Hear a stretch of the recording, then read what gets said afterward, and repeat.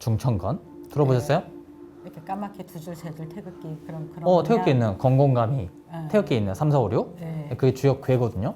네. 네, 근데 거기 보면은 막대기가 긴 막대기가 있고 짧은 거 막대기 두 개 붙어 있는 게 있죠. 태극기 보면. 네. 네. 그래서 긴 막대기가 양이에요. 플러스. 아. 그 짧은 거 두 개가 붙어 있는 게 음이에요. 음. 양괴, 음괴. 음. 네, 그게 이제 그걸로 모든 괴가 이루어져 있어. 네, 64개. 네. 네. 그래서 그걸 이제 설명을 계속 할 거예요. 거기 안에서. 네네네네. 설명할 건데 쉬워요. 되게. 우리나라 사람들은 이미 태어날 때부터 주역을 보고 태어났기 때문에 건공감이 그렇죠. 3, 4, 5, 6. 네, 보고 태어납니다. 그래서 그런 설명을 해주면 되게 재밌겠네요. 네, 그래서 우리나라는 그 태극기가 점에 거의 집약체예요. 네, 그 주역 괴 붙어 있고 가운데 태극 있죠, 음양. 네. 네, 그래서 이거 자체가 되게 보면은 야, 그거 어떻게 저걸 저렇게 만들었을까? 네, 음양과 주역. 물론 주역이 점만 상징하는 건 아니지만, 왜냐면 이게 주역이 이제 이론적으로 주역을 하는 분야가 있고, 이거를 운수로, 그러니까 수로서 주역을 다루는 분야가 이렇게 달라요.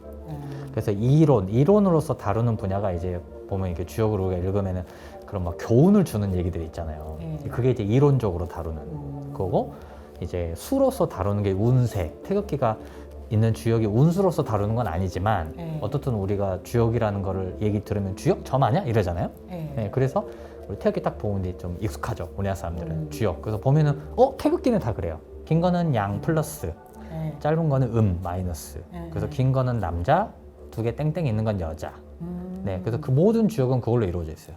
이거는 나중에 자세하게 좀 더 설명을 드릴게요. 그 옛날에 그 서양의 되게 그 유명한 심리학자이자 철학자인 구스타프, 그러니까 칼 융 같은 경우도 이렇게 주역에 굉장히 환장했던 그분이요? 사람이에요.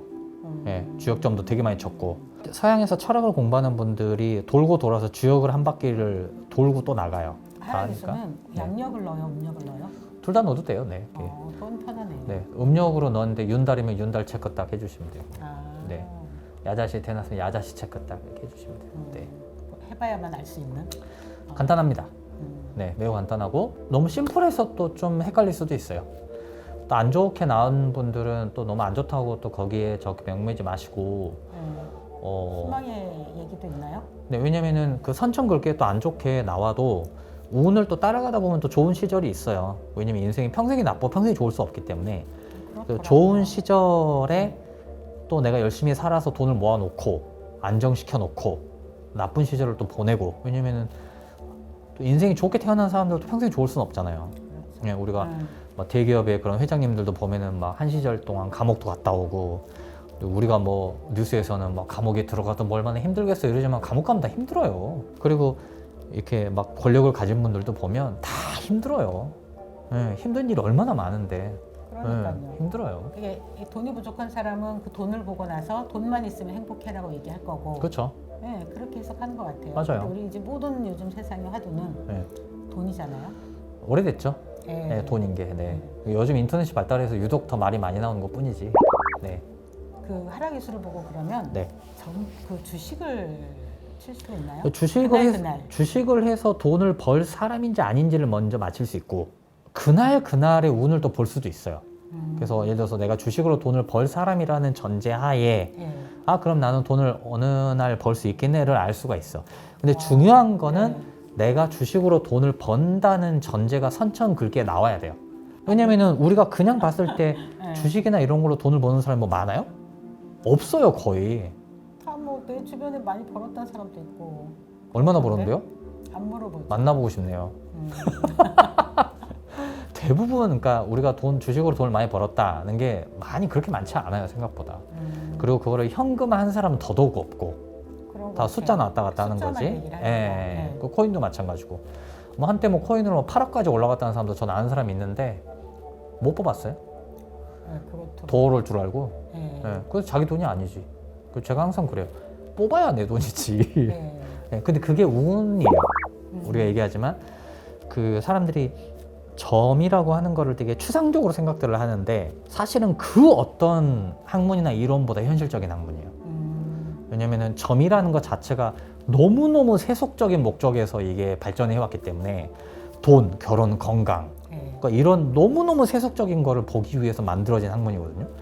그렇기 때문에 점이야말로 너무나 현실적인 게 아닌가 해서 주식 그러면 알 수 있어요. 근데 중요한 거는 이 사람이 선청 긁기에 주식이나 이런 걸로 돈을 번다는 말이 있어야 돼. 그럼 이제 조선시대에는 주식이라는 게 없었잖아요. 그러면은 주식으로 돈을 벌려면 그럼 뭐라고 써 있어야 돼? 이렇게 물어보는 분들이 있어요. 그럼 거기에 보면은 약간 그런 불로소득 느낌의 그런 글귀들이 있어. 그러니까 노동하지 않고 돈을 버는 그런 말이 나와야 돼요. 건물주는 상관없네요. 건물주도 일종의 불로소득이죠. 물려받는 거라면. 근데 또 부동산을 내서 내가 땅으로 돈을 벌고 건물로 돈을 벌 사람은 또 하락수에 써 있어요. 거기에 뭐 밭을 소유하고, 예, 또는 뭐 땅을 소유하고, 그래서 뭐 그런 땅지자가 써 있다든지, 예, 또는 흑토자가 써 있다든지, 또는 밭전자가 써 있다든지 이런 글자들이 써 있으면 그런 사람은 거의 100% 부동산 복이 있어요. 고민을 안 해도 되겠네요. 어차피 그런 게 없으면 투자나 이런 거는 굳이 뭐 애쓸 필요도 없겠네요. 근데 사실 정작 고민은 이제 내가 생각했던 것만큼 돈복이 별로 없네가 고민이지. 그것도 이제 마음의 문제. 마음의 문제인 거죠. 그래서 사실은 점이라는 게 만들어지고 이렇게 한 게 이게 마음을 수양하는 하나의 도구기도 해요. 옛날부터. 왜냐면 내가 원하는 게 되는 것보다 안 되는 게 훨씬 많으니까. 그리고 사람들이 그런 거 있잖아요. 정치하는 분들 얘기를 들어보면 우리는 뉴스에서 이 사람은 뭐 얼마나 하겠어 이런 사람들이 있는데 사람들이 정치를 하러 일단 들어가면 모두가 꿈이 대통령이래요. 그렇다고 하더라고요. 예, 누구나 자기가 대통령이 될 수 있다는 꿈이 있대요. 그 세계로 딱 일단 들어가면. 근데 우리가 봤을 때는 약간 이런 거 있잖아요. 거의 다 그렇지. 그러니까. 근데 그 세계에 있는 분들은 네. 그게 뭐냐면 자영업도 똑같은 게 치킨집을 하시거나 이런 거 시작하시는 분들이 그러니까 나는 그냥 월급만 나오면 돼 하는 분들도 있지만 많은 분들이 꿈이 이렇게 하다가 엄청나게 일어날 거라는 그쵸? 그런 기대에서 하신다고 하더라고요. 그러니까요. 근데 우리가 봤을 때는 이게 뭐 되겠어? 약간 좀 이런 건데 또 그 안에선 꿈이 그런 게 있는 거죠. 그래서 이게 좀 마음 수양이 좀 중요해요. 내가 내 걸 읽었는데 내 그릇이 이 정도 그릇이구나. 그럼 그걸 받아들이는 마음이 필요해. 제일 필요한 게 그거겠네요. 네, 마음 수양이 필요하죠. 마음 수양을 하고 나서 보고 네. 나서 좋으면 좋은 거고. 네, 좋은 부분이 있고 네. 안 좋은 부분이 있고. 저도 그거는 마찬가지예요. 저도 제 거를 보면 원래 안 봤는데 몇 번 큰 사건들을 경험하면서 이제 보게 됐는데 이렇게 되는 거죠 이제. 네, 마음 수양이 필요합니다. 네. 사람들은 다 너무나 특별하다고 본인이 생각하고 맞아요. 그리고 그게 너무나 좋다는 거를 믿지 굳이 그거를 안 좋다고 이러면 일단은 굉장히 첫 번째로 충격이고 매우. 그다음에 받아들일지의 문제는 이렇게 어느 정도 나이가 들고 철이 나고 살아보니 깨달아지는 게 아닐까. 기질적인 문제인 것 같아요. 그건 그럴 것 같아요. 네, 그냥 그런갑다라고 받아들이는 사람도 있고. 그리고 나서 그걸 대한다면 저는 굉장히 이렇게 도움을 받거나 이렇게 될 것 같은데. 저부터도 하라기수를 처음 알고 사람은 보통 자기 걸 뽑아보잖아요. 정말 하라기수를 처음 알고 제 걸 처음 뽑아본 날을 저는 기억을 해요.